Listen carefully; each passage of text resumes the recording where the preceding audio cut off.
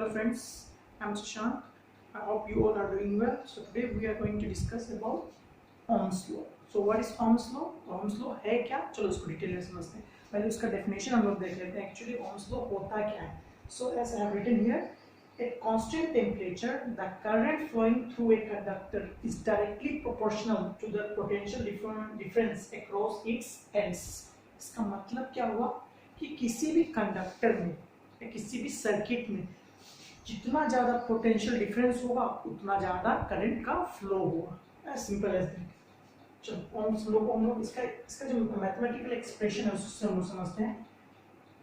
Potential difference आप लोग जानते हो V से डिनोट करते हैं. तो किसी भी कंडक्टर में जितना ज्यादा पोटेंशियल डिफरेंस होगा उतना ही ज्यादा करंट होगा. That means potential difference is directly proportional to current. अगर आप पोटेंशियल डिफरेंस को बढ़ाओगे तो करंट भी बढ़ेगा, पोटेंशियल डिफरेंस को घटाओगे तो करंट भी घटेगा. और इन अदर वेज हम लोग ऐसे भी बोल सकते हैं कि अगर हम पोटेंशियल डिफरेंस को 2 टाइम्स कर दें तो करंट भी 2 टाइम्स हो जाएगा. सिमिलरली अगर हम पोटेंशियल डिफरेंस को हाफ कर दें तो करंट भी हाफ हो जाएगा. ठीक है ना. तो चलो इसको आगे और हम लोग अगर सॉल्व करते हैं तो अगर इस प्रोपोर्शनलिटी को अगर हम हटाते हैं तो इसके जगह पे एक कांस्टेंट लाते हैं. उस कांस्टेंट को हम लोग बोलते हैं R.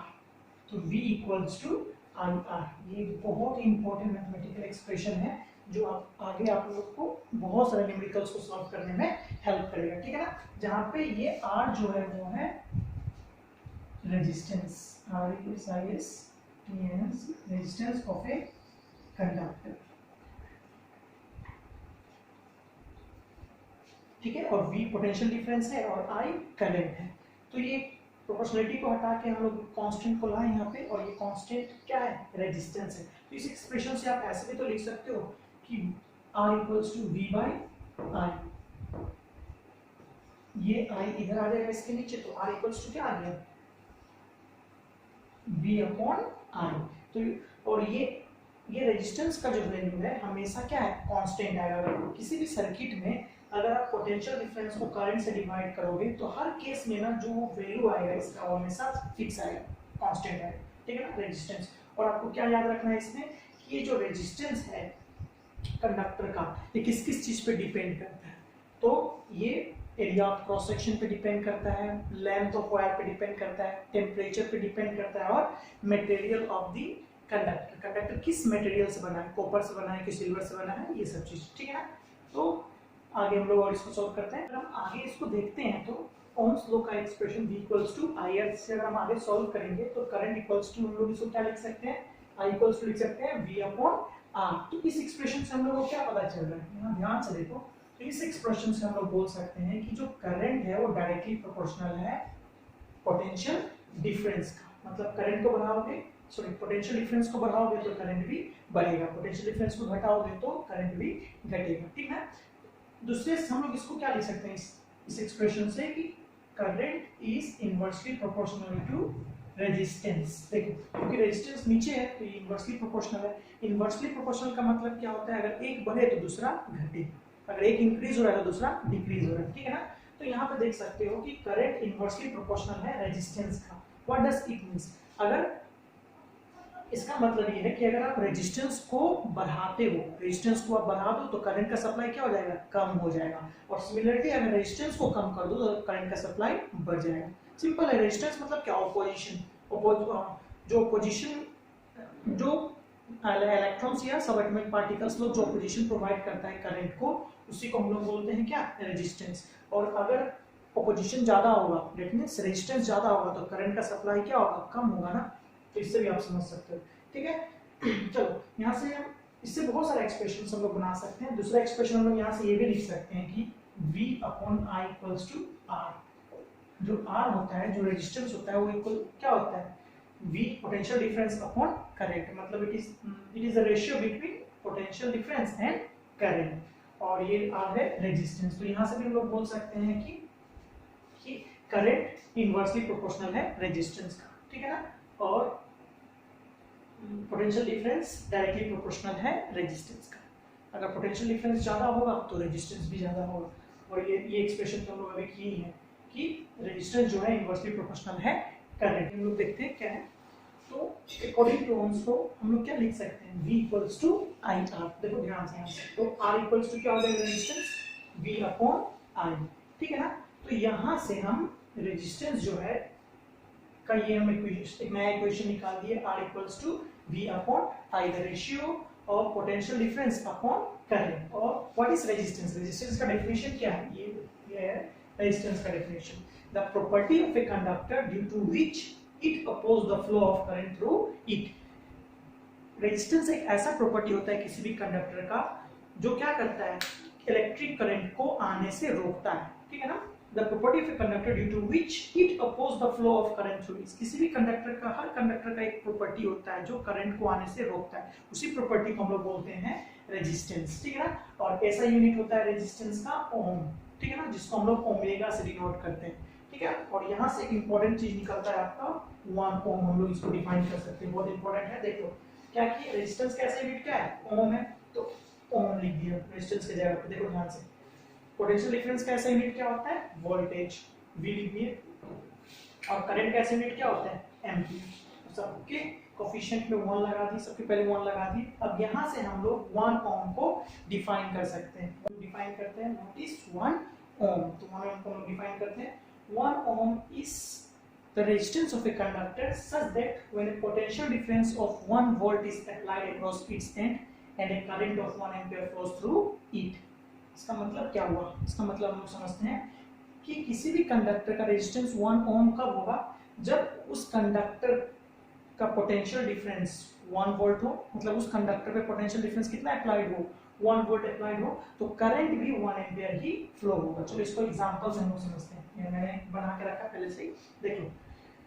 जैसे मान लो ये कंडक्टर है AB, ठीक है ना, और यहाँ पे पोटेंशियल डिफरेंस कितना, वोल्टेज कितना अप्लाई हो रहा है, मान लो वोल्टेज 1 वोल्ट अप्लाई हो रहा है, 1 वोल्ट वोल्टेज अप्लाई हो रहा है। और यहाँ का मान लो रेजिस्टेंस 1 ओम रेजिस्टेंस है, ठीक है ना, इस वायर का। अगर इस वायर का रेजिस्टेंस 1 ओम है, पोटेंशियल डिफरेंस 1 वोल्ट है, तो करंट भी 1 एम्पियर ही फ्लो होगा, 1 एम्पियर करंट ही फ्लो होगा, ठीक है ना। करंट कितना फ्लो होगा, 1 एम्पियर करंट फ्लो होगा। तो ये रहा आपका 1 ओम, ठीक है ना, 1 ओम का डेफिनेशन। हम लोग देखते हैं what are the factors that affect the resistance of a conductor. किस किस फैक्टर पे डिपेंड करता है किसी भी कंडक्टर का रेजिस्टेंस। तो पहला जो फैक्टर है वो है लेंथ ऑफ वायर।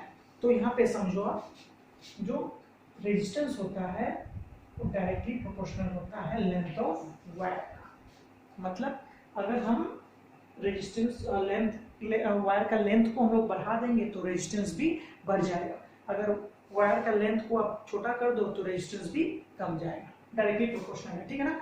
एक को 2 टाइम्स करोगे तो दूसरा भी 2 टाइम्स होगा, एक को हाफ करोगे तो दूसरा भी हाफ होगा, ठीक है ना।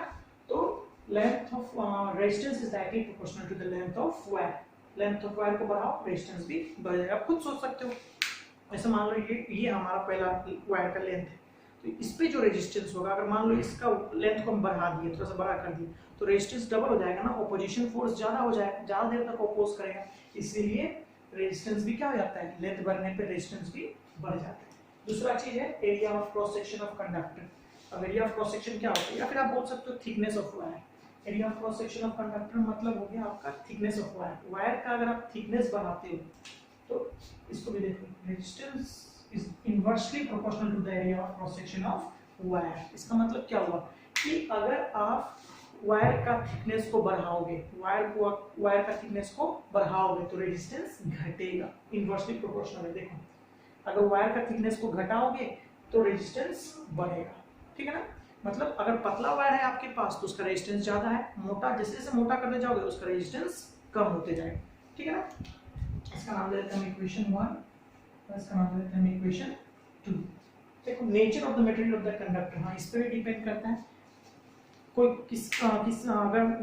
किस नेचर का बना हुआ है, किस मटेरियल का बना हुआ है वो कंडक्टर, उस पे भी डिपेंड करता है। किसी का रेजिस्टेंस ज्यादा होता है, किसी मटेरियल्स का रेजिस्टेंस ज्यादा होता है, किसी का कम होता है। फॉर एग्जांपल आप देख लो कॉपर और एल्युमिनियम।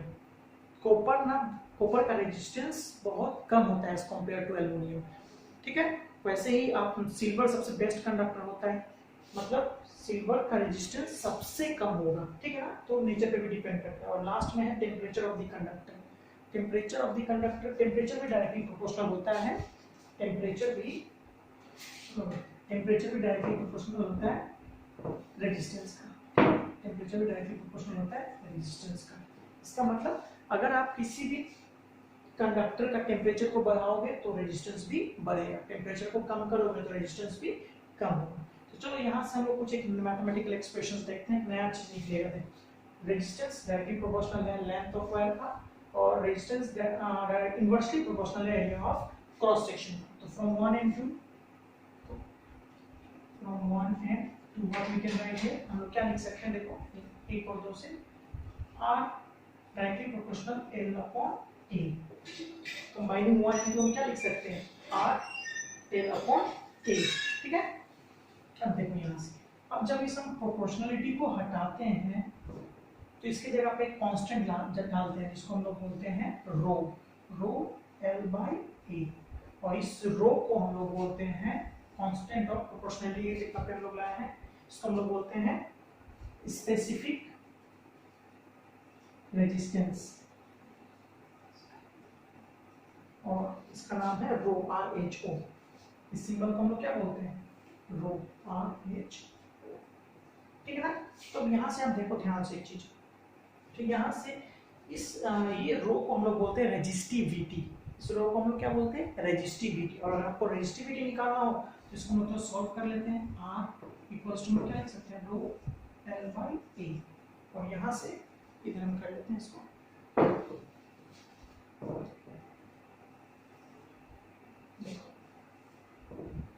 यहाँ से क्या होगा, इस इक्वेशन को हम यहाँ लिख रहे हैं, R इक्वल्स टू, वो क्या निकालना है, चलिए मैं फिर से लिख लेता हूँ, R equals to rho L by A। हमको रेजिस्टिविटी निकालना है तो क्या हो जाएगा, R into A equals to rho L।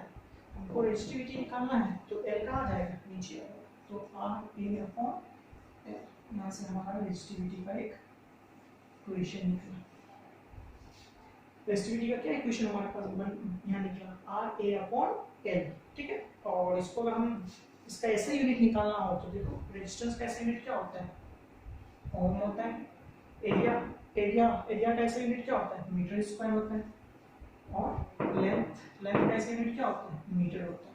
यहाँ से मीटर कट गया तो रो का रेजिस्टिविटी का ऐसा यूनिट क्या बन गया, ओम मीटर। याद है, इसको याद रखना ध्यान से। ऐसा यूनिट क्या होता है, ये ऐसा यूनिट है, ऐसा यूनिट ऑफ रो, ऐसा यूनिट ऑफ रो क्या होता है, ओम मीटर, ठीक है ना। तो यहाँ से एक इंपॉर्टेंट मैथमेटिकल एक्सप्रेशन निकला रेजिस्टेंस का, रो L बाई A, या फिर अगर रेजिस्टिविटी डायरेक्ट आपको निकालना हो तो आप निकाल सकते हो R A अपॉन L, ठीक है। और रेजिस्टेंस निकालना हो, अगर आपके पास रेजिस्टिविटी दिया हो, लेंथ ऑफ वायर दिया हो, या area of cross section of wire दिया हो, तो आप निकाल सकते हो। ओके, ये तो रहा आज का हमारा class, all about your resistance, resistivity, and what are the factors on which they depend, ठीक है। So that's all for today, thanks for watching.